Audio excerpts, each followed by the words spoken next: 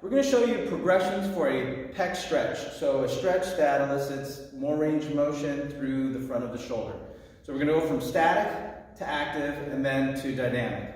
So here we have Carolina. She's going to do a static wall, or in this case she's going to put her forearm on the grid. Her elbow is going to be about shoulder or armpit height.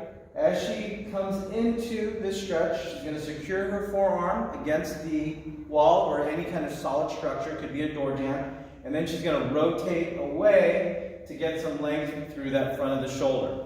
Now, because it's an active or a static stretch, what we're trying to do is we're just going to get into the stretch and we're going to hold for about 30 seconds.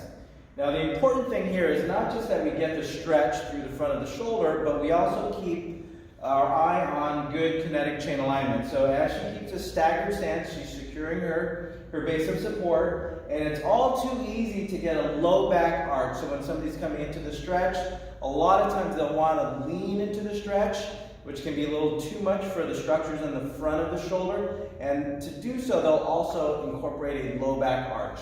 So I want to make sure that she's got a nice neutral positioning with her mid-low back.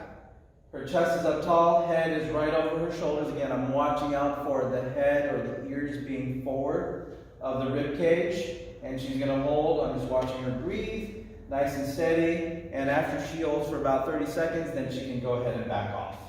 And that's a static pec stretch. The progression from a static pec stretch is to get into a more active pec stretch.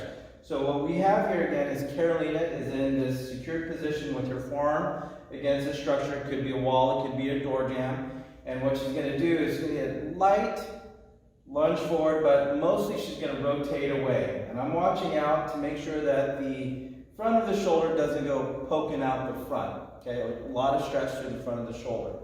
So for us to be a more active stretch for the pec, she's going to go ahead and rotate into the stretch.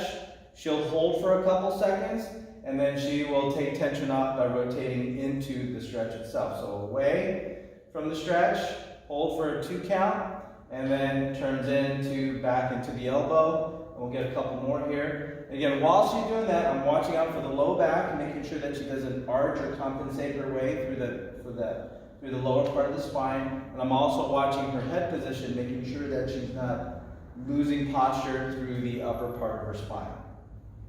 And relax. And that is an active wall pec stretch. Now, the progression from active into dynamic to where now we have speed and momentum. I want to make sure that we are now getting the nervous system to wake up as she opens up her pec. So right here, nice stable position. She's just going to do a little crisscross or a little side-to-side motion with her arms. So she's just going across her chest. Arms are going to alternate top and bottom. Get about 10 reps of this active stretch, and she's ready for her strength or her power workout. And relax. And that is a dynamic pec stretch.